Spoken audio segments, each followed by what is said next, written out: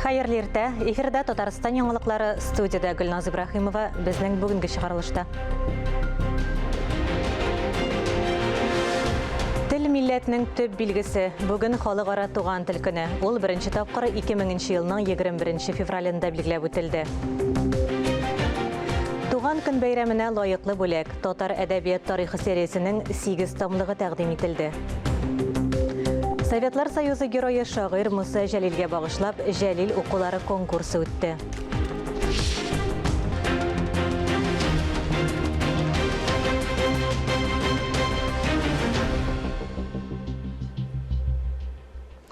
Бірінші февраль халыкара туган тел көне. Татарстанлыларны бәйрәм белән Татарстан Республикасы Дәүләт Советы рәисе, Татарстанның халыклар ассамблеясы рәисе Фәрит Мөхәммәтшин котлады. Туган тел ул халык күңеле дип билгеләп үтте Фәрит Мөхәммәтшин. Бүген Татарстанда 170-тән артык милләт вәкилләре яши. Республика җитәкчелегендә аларның мәдәни үзенчәлеген саклап калу, күп теллелек гармониясенә ирешү өчен кулдан килгәннең барысын да эшлиләр. Нинди генә телдә сөйләшсәк тә, максатыбыз бер: озын һәм бәхетле яшәү. Якыннарыбызны сәламәт, имин итеп күрү. Барыгызга да бу елда уңышлар телим һәм бүгенге истәлекле дата республикада, илдә һәм дөньяда булган барлык телләргә, мәдәниятләргә карата ихтирам билгесе булсын диелә Татарстан Халыклар ассамблеясы рәисе Фәрит Мөхәммәтшин котлавында. Халыкара туган телләр көненә Галимҗан Ибрахимов исемендәге Тел, әдәбият һәм сәнгать институты бүләк әзерләде. Татар әдәбияты тарихы сериясенең 8 томлыгы тәкъдим ителде. Яңа китаплар иң әүвәл язучылар хузурына тәкъдим ителде. Тулырак хәбәрчеләребез язмасында. Очрашуга татар язучылары, әдәбият галимнәре, китапханәчеләр җыелды.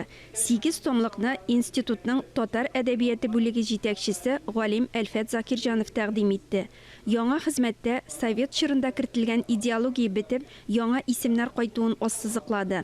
90-нчы елда мин хәтерлим, безнең Татарстан Фәннәр академиясенең президенты Мансур Хасанович Хасанов киңәшмә җыйды һәм шул киңәшмәдә татар әдәбиятының тарихын язуның методологик нигезләре дигән доклад ясады.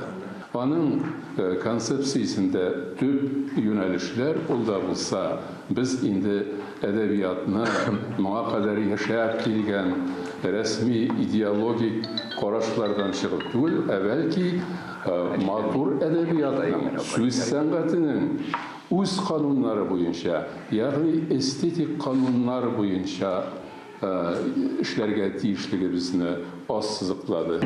Автор буларак та, редкәле язучы буларак та катнашырга туры килде. Безнең менә нәрсә җитмәде? Мин шушыннан башыма дип тәшләм. Менә безнең алга табада татар әдәбият тарихының беренче томын языр алдыннан аның конспектыны, менә шушыннан проспекты төзелде. Проспект ул төзелде шул тикле бәхәс белән җәмәгатьчелек тарафыннан хәзер тикшерелде. Хәзер анда белән Фатима Госманнар, аннан соң теге ниләр анда, Хәсәнә Хайриләр, аннан яшьрәкләр катнашып, язучылар катнашып, шуннан соң инде эшкә керешелде. 8 томлыкта, менә мин аны моңа тикле дә әйткәнем бар, ничектер бер кулуарныра. Менә Равилга без ышандык, аңа ул кычык зур йөк. Хәзер шушыны белән алдану. Ничек күрәбез аның башыннан алып азанына кадәр шушына. Нәрсәләрне алырга телибез. Башкалар менә шушындый сөйләшүләр булмады, җитди. Менә безнең әдәбиятыбыз бик искиткеч бай хәзер шушыннан. Хәзер аны шушыннан гәүдәләндерү, заманга туры килешле ул кычык зур. Фәнни басмада урын алган материаллар әдәбиятның тарихи үсеш этапларына бәйле рәвештә бирелә. Айрым әдипләр иҗатын өйрәнүче галимнәр шул исәптән Татарстаннан читтә яшәүчеләр дә тартылган. Хәзергә без ел сайын яңадан бер томны яңартып чыгарып бару турында сүз алып барабыз. Беренче, икенче томны ни өчен шул кадәр күп дәрәҗәдә үзгәртеп чыгарабыз? Менә без шундый хәл белән очраштык. Әле генә бер СССР эчендә булган төрки республикалар, алар аерылып чыктылар һәм безнең мирас бүлешү процессы башланды. Һәм без шунда шундый күренеш белән очраштык. Барлык төрки республикалар берләшеп, 5 республика, алар инде мөстәкыйль дәүләтләр, алар үзләренең 8нче сыйныфлары өчен дәрес эшләделәр. Гомум төрки әдәбият, гомум төрки тарих дигән. Аларда без берничә тапкыр әлеге хезмәтләргә экспертиза оештырдык һәм экспертиза оештырган вакытта шундый хәл күрдек. Менә безгә бүген яңа баштан үзебезнең әдәбият тарихындагы борынгы язучыларыбызны, аларның иҗат мирасын якларга һәм яңадан үзебезнең хәзинәбез икәнен расларга кирәк һәм шул вакыт җиткән икән. Әлеге фәнни хезмәт 2014-2022 елларда Татарстан Республикасы дәүләт телләрен һәм Татарстан Республикасында башка телләрне саклау, өйрәнү һәм үстерү дәүләт программасы кысаларында нәшер ителде. Фәнни басмалар китапханәләргә, мәктәп-гимназияларга, югары уку йортларына таратыла. Ләлә Зайнуллина, Ирек Хамидуллин, Татарстан яңалыклары. Мәгариф учреждениеләрендә бигрәк тә балалар бакчасында, гимназияләрдә киләчәктә татар телен ничек укытырга. Татарстан педагоглары һәм тәрбиячеләренә бу мәсьәләдә уртак фикергә килү мөһим. Татар телен укытуның яңа методикалары буенча семинар киңәшмә үткәрелә. Фикер алышуга мәгариф хезмәткәрләреннән тыш барлык теләүчеләр дә катнаша ала. Лекцияләр укыла, осталык дәресләре яки иҗат юнәлешләре аша укытуның яңа ысуллары тәкъдим ителә. Мондай очрашулар тәҗрибәсе бар инде. 1000нән артык педагог катнашында 3 семинар узды. Бүген чираттагы очрашу Ленин мәдәният йортында билгеләнгән. Элемтәгә керү өчен телефон экранда күрсәтелгән. Бу хакта тулырак сюжетны иртәгә 22 февральдә карый аласыз. Халыкара туган телләр көненә багышланган чаралар Казан Федераль университетында да байтак булды. Филология һәм мәдәният-ара багланышлар институтында үткәрелгән телләргә өйрәтү методикасын камилләштерүгә багышланган онлайн семинарда хәбәрчебез Айзилә Батырханова да катнашты. Кытайда 24-нче кышкы Олимпия уеннары тәмамланды. Анда Татарстан спортчылары да уңышлы чыгыш ясады. Чоңгыда трамплиннан сикрүдә гомум команда беренчелегендә Лениногорскидан 18 яшьлек Данил Садриев көмеш медаль яулады. Республиканың яшүсмерләр спорт мәктәпләрендә шөгыльләнүчеләр дә Олимпия уеннарында катнашырга хыяллана. Шуңа күрә күнегүләрдә активлык күрсәтә. Спорт мәктәбе Егор Малыгинның икенче туган йорты. 13 яшьлек үсмер атнасына 6 көн чаңгыда трамплиннан сикерү белән шөгыльләнә. Кумиры Данил Садриев кебек Олимпиадада катнашып медаль аласы килә. Мечтаю попасть на Олимпиаду, это было... Киләчәктә Олимпиада уеннарында катнашыр идем. Спортның күтәрен бик яратам. Зур уңышларга ирешеп, барысын да шаккатырасым килә. Тренеры белән бергә Садриевтан башка танылган спортчылардан осталыкка өйрәнә. 30 метрлы трамплиннан курыкмыйча сикерә. Кечерәкләр астанрак сикерә. Бу спортта иң мөһиме үҗәтлек, кыюлык, сынаулардан курыкмау. Стандартные по возрасту такие отжимания. Стандарт физик күнегүләр, турниктә тартылу, чаңгыда йөгерү, озынлыкка, биеклеккә сикерүдә яхшы күрсәткечләргә ирешкән үсмерләрдән махсус төркемнәр җыябыз. Хәзер трамплин спорт мәктәбендә 100дән артык укучы шөгыльләнә. Спорт тормыш нормасы федераль проекты буенча мәктәпне кирәкле җиһазлар, транспорт белән тәэмин иткәннәр. Күнегүләр тренерларның катгый контролендә уза. Кем белә, бәлки киләчәктә шушы спорт мәктәбеннән яңа Олимпия уеннары үсеп чыгар. Харис Мөхәммәтов, Елизавета Жукова, Никита Граханцев, Татарстан яңалыклары. Татарстанда журналистикага өйрәтүне 2 дәүләт телендә дә фәнни дәрәҗәгә күтәргән остаз Флорид Әгъзәмовның февраль аенда туган көне. Аның якты истәлегенә багышлап ел сайын Флорид Әгъзәмов укулары үтә. Быел остазның шәкертләре Казан Федераль университетының милли һәм глобаль медиа чаралары кафедрасы галимнәре фәнни-гамәли конференцияны журналистлар берлегендә уздырды. Милли матбугат чаралары системасында традицион һәм яңа медиа, мультимедиа, заманча мәгълүмат киңлегендә мәдәни әхлакый кыйммәтләр конференциянең төп темалары буларак тәкъдим ителде. Беренчедән, быел безнең журналистика кафедрасы оешуга төгәл 60 ел. Үзенә күрә бер юбилей елы инде ул. Зур дата дип әйтер идем мин. Бу чаралар, шушы юбилейга башланган чаралар нәкъ менә Флорид Әгъзәмов укулары белән ачылып китә. Һәм инде без әле ел дәвамында аның гына түгел, аның шәкертләренең, аның хезмәттәшләренең исемнәрен күп тапкыр телгә алырбыз, искә алырбыз дип уйлыйм мин, һәм зурларбыз, хөрмәтләрбез. Инде менә бу конференция әлбәттә ул бигрәк тә яшьләр өчен зур файдалы чара дип саныйм мин. Фәнни чарада Флорид Агзамовның укытучы галим декан буларак үзенчәлекләре генә түгел, аның газета, журналларда актив эшләгән мөхәррир журналист буларак та иҗаты барланды. 30 елдан артык кафедрага бүлеккә җитәкчелек иткән, факультет оештырган остаз университетта гомеренең соңгы көннәренә кадәр эшләде. Совет журналистикасы гуманизмы, игътибар үзәгендә кеше, Тукай журналист дип аталган хезмәтләре бик күп шәкертләренең өстәл китабы. Хәтер бер кайчанда бетми, югалмый. Бу юктан гына түгелдер. Флорид Әхмәтович ул яхшы кеше иде дип без аны әйме. Яхшылык бит ул күп нәрсәне үз иченә ала. Ул бер яктан бик таләпчән дә иде. Икенче яктан ул бик кешелекле иде. Ул һәр вакыт ярдәм итәргә әзер торды. Укыганда гына түгел, төрле көнкүреш проблемаларында дип әйтим мин дә, көндәлек тормышта да. Ул бер яктан безнең белемле булуыбызны теләсә, безгә шундый катгый таләпләр куйса дәресләрдә, инде имтиханнарда йомшаклык белгертте дип әйтә алмыйм мин аны. Ул безне аңларга тырышты һәм кешелекле мөгаллим, кешелекле укытучы булды. Телевидение белән бәйле заманча үзгәрешләр, яңа алымнар турында Резида Даутова чыгышы конференциядә катнашучыларда аеруча кызыксыну уятты. Айрат Бикбулатовның фәнни тикшеренү нәтиҗәләре журналистика тарихына бәйле. Галим Казан матбугатында Беренче Бөтендөнья сугышы белән бәйле темаларның рус һәм татар басмаларындагы үзенчәлекләрен ачыклаган. Мөслимә Гыйльманованың балаларга журналистик белем бирү буенча тәҗрибәсе көнүзәк тема буларак яңгырады. Яшь галимнәр өйрәнгән медиа киңлек тә актуаль. Аспирант Сун Кай Кытай белән Россия арасындагы икътисади элемтәләрнең медиада чагылышын анализлаган. Әлеге тикшеренүләр барысы да Әгзамов укулары дип аталган конференциянең нәтиҗәсе буларак фәнни җыентык итеп әзерләнә. Мөршидә Җиһан, Ирек Хәмидуллин, Татарстан яңалыклары. Эфирда Татарстан яңалыклары дәвам итәбез. Февраль айында халкыбызның бик күп күренекле шәхесләре туган. Алар арасында Муса Җәлил дә бар. Советлар Союзы герое, Ленин премиясы лауреаты, 20-нче гасыр татар шигъриятенең үсеш юлларын билгеләгән шагыйрь, җәмәгать эшлеклесе, Бөек Ватан сугышының легендар каһарманы Муса Җәлилгә багышлап ел сайын Җәлил укулары конкурсы үткәрелә. Конкурсның бүләкләү тантанасыннан хәбәрчебез Мөршидә Җиһан репортажы.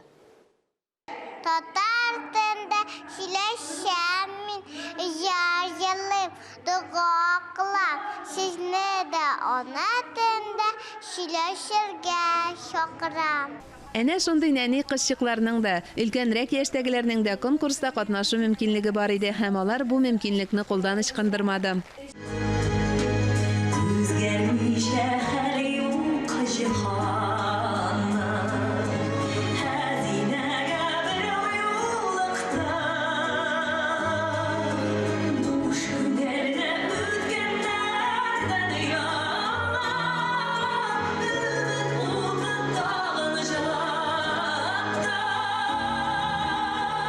Бәйгенең беренче этабы 2021 елның 10 ноябренә кадәр Татарстан Республикасы районнарында Россия Федерациясенең 38 төбәгендә һәм 7 чит илдәге татар иҗтимагый оешмаларында уздырылды. Димәк, жюри әгъзаларына сайлап алу мөмкинлеге күп булган. Әлбәттә инде эшләгән эшкә бәя бирү җиңел. Үзе эшләп караган кеше генә белә ул бу эшнең никадәр авыр икәнен. Әлбәттә мин иң зур рәхмәтләрне җиткерәм менә ата-аналарга, укытучыларга, аларга эшләгән һәм барлык катнашкан кешеләргә. Чөнки алар чыннан да үзләренең менә бу Җәлилгә, шигърияткә һәм халкыбызга булган хисләрен ашы конкурста дип әйтелгән шушы Җәлил укуларында әйтеп бирә алдылар. Быел гала концертның сәхнәләштерелүе дә тамашачыларга бик ошады. Режиссер Татарстанның халык артисты Радик Бариев һәм сценарий авторларының берсе Илгиз Халиковның уңышлы уртак эш нәтиҗәсе. Аның концептуаль караш дигәндә мин төп басымны шисе килде. Муса Җәлилнең иҗатында иң югары ноктаны алып торган ул мабит дәфтәрләренә һәм аның тарихына. Чөнки әлеге цикллар өчен без беләбез ул Ленин премиясе лауреаты була. Һәм инде менә шушы мабит дәфтәрләренең ничек туган иленә кайту тарихы, нинди шәхесләр белән ул бәйле. Һәм инде шушы сценарийны язган вакытта без бик күп кенә тарихи чыганаклар, архив чыганакларына нигезләнеп, менә кызыклы моментларны алып, шул ук Әминә апаның күргән төшләрен, шулай ук Чулпан апаның хатирәләрен барысын бергә алып театральлаштырып күрсәтәсебез килде. Җәлил укулары конкурсының бүләкләү тантанасы Чулпан мәдәни үзәгендә уздырылды. Үз исемен йөрткән үзәктә Чулпан Җәлилова да гала-концерт карады. Мөмкинлеген барында катнашам әле ди Муса Җәлил кызы. Рәхмәт сезгә. Бик шат, бик шат. Кишегергә ярамый, әлдә кичәсен. Мондай бәйгеләр бик кирәк, чөнки үсеп килүче буынга үрнәк алырлык шәхесләр булырга тиеш. Төрле милләт балалары Җәлилне белеп, аңлап сөйли. Кайберләре аның шигырьләрен үз туган телендә яңгыратты. Муса Җәлил татар теле генә түгел, барлык туган телләр сагына да басты. Бу конкурсның оештырылу дәрәҗәсе бик югары дәрәҗәдә. Мин инде бик сөенәм әлеге конкурста катнашканыма. Бу конкурсны инде безнең башта районда үтте, аннан зона этапларында үтте. Бик күп этаплар үтте. Инде без бүген шул матур сәхнәдә чыгыш ясадык. Катнашучыларга китаплар һәм ничәнче урын алуларына карап акчалата бүләк бирелде.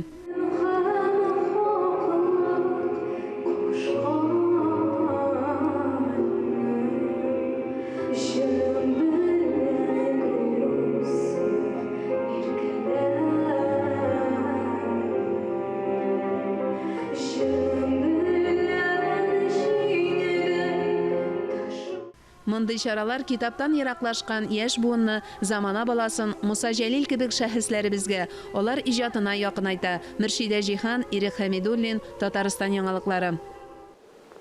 Ике ир һәм бер хатын язмышы. Гаилә кыйммәтләрен барлауны максат иткән Рита операсын Нәҗип Җиһанов исемендәге Казан дәүләт консерваториясенең опера студиясе Казан тамашачысына тәкъдим итте.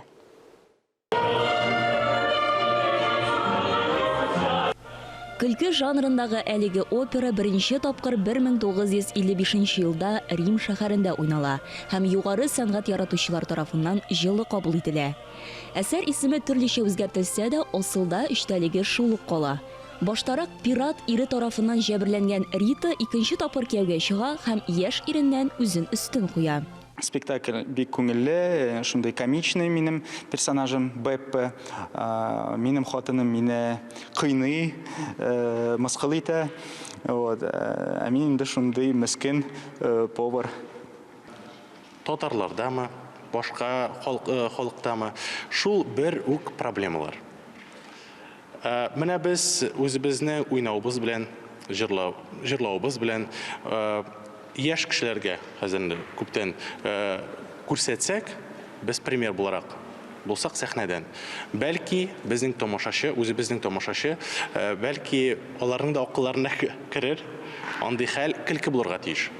Беренче тапкыр Казанның яшь музыкантлары Рита операсын 2021 елда Мәскәүдә узган Россия музыка театрлары фестивалендә күрсәтте.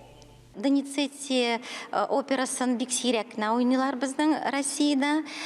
Чөнки ул бер акт операсы, комическая опера, бер актлыгына, бер сәгатьлек кенә.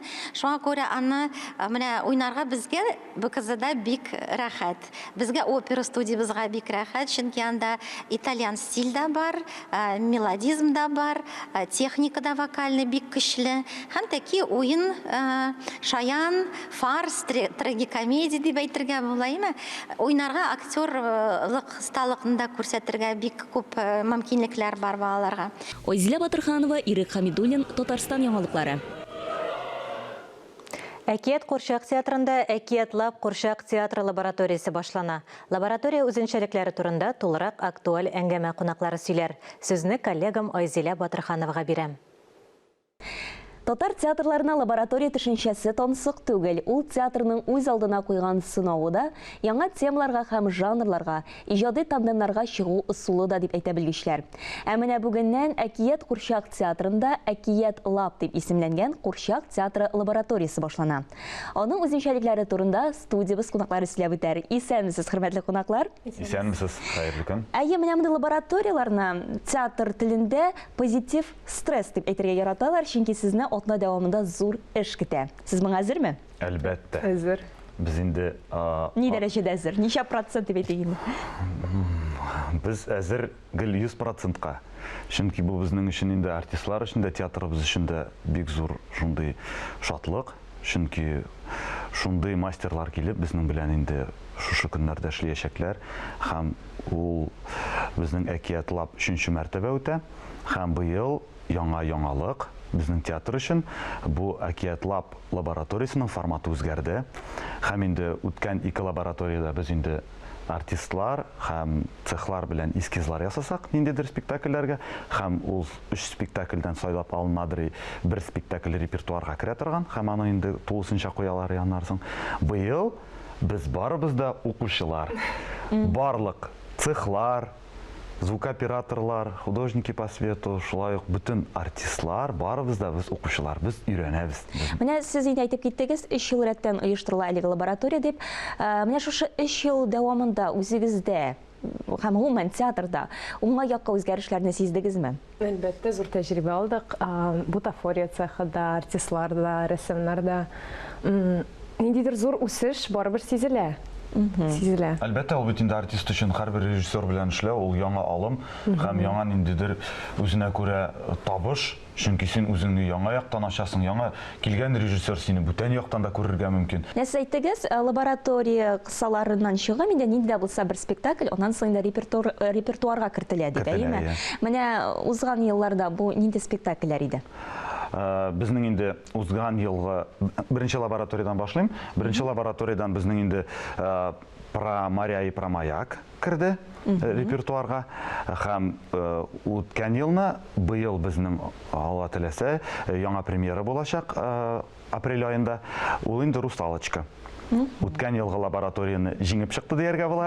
3 эскиз арасыннан һәм безнең сәхнәдә ул куелачак «Русалочка». Быелгы әкият лаб лабораториясында сезне нинди укытучылар, нинди остазлар укытачак, белем бирәчәк? Ул Образцов исемендәге Дәүләт театрының баш рәссамы Виктор Антонов һәм инде менә әйтеп китәсем килә, ләйсәнне бүлдереп, чөнки Виктор Антонов ул безнең өчен горурлык. Ул инде марионетка курчагы белән үзе ясап, ул рәссам, ул алтын битлекне 5 тапкыр алды бугай, ялгышмасам. Ул инде безнең өчен табыш, безнең өчен шатлык, артистлар өчен. Чөнки марионетка курчагы белән ул үзенең спектакльләре белән дөньяны әйләнгән кеше. Һәм танылган, дөнья күләм танылган шәхес. Һәм шулай ук әйтеп китәсе килә, Мәскәү дәүләт күләгә театрының сәнгать җитәкчесе, шулай ук рәссам Виктор Платонов киләчәк. Ул инде күләгә театры буенча мастер-класслар күрсәтәчәк. Һәм шулай ук безгә артистлар өчен зур бәхет. Ул сәхнә теле буенча, актерлык осталыгы буенча тренинглар үткәрәчәк. Санкт-Петербург шәһәреннән Дмитрий Кашмин. Менә беләсезме, лаборатория турында сөйләшкәндә гел ике якка бүленә фикерләр, кайбер театр әһелләре аны кирәк дип саный, кайберәүләре юк дип әйтәләр. Менә сезнең фикерегезчә, мондый лабораториялар, алар кирәкме театр өчен? Әлбәттә. Әлбәттә кирәк инде. Ул бит инде син көн саен бер спектакльне уйныйсың, әйме? Бер режиссер белән эшләп кенә синдә үсеш булмый. Бер качанда. Мин үземнән чыгып әйтәм, мин менә шу 19 елда 15-16 профессиональ режиссер белән эшләдем. Һәм һәрбер режиссерның үз алымы бар. Һәм син һәрбер режиссердан 20% ниндидер алымын, аның күрешен, аның инде шушы сәхнәне тоюын алып калсаң, ул синең өчен үсеш. Һәм лабораториядә шушындый кешеләр килеп сине укытканда бушлай. Ул бит бәхет, син барып йөрисең юк, үзеңнең театрыңда.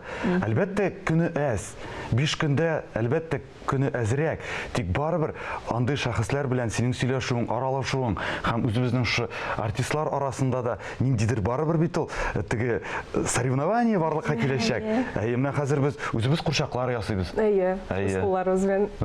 Һәр кеше үзенең курчагын үзе ясады. Һәрберебез үзебез цехларда без менә шулай агач кисәген алып, марионетка курчагын. Кызлар да, малайлар да. Һәм әлбәттә ул цехка килеп кергәч тә карыйсың, синеке ничегрәк, монысы матуррак эшләгән, мин дә шулай итеп кыймәле. Менә шундый барыбер теге театр өчен яңа ниндидер сулыш, чөнки син инде гади генә эшкә килмисең, ә бүген ниндидер яңалык артыннан киләсең. Яңалык эзләп киләсең. Әлбәттә, ул барыбер яңалык. Ул республика өчен яңалык, чөнки без шушылай өйрәнеп калып, шушындай шәхесләрдән алга таба бит шушы авыннарны яңа спектакльләр бездә куллана алабыз. Һәм безнең театрда инде ул марионетка курчагы бер тапкыр куелгандыр. Андый система курчак театрында йөртү системасы белән.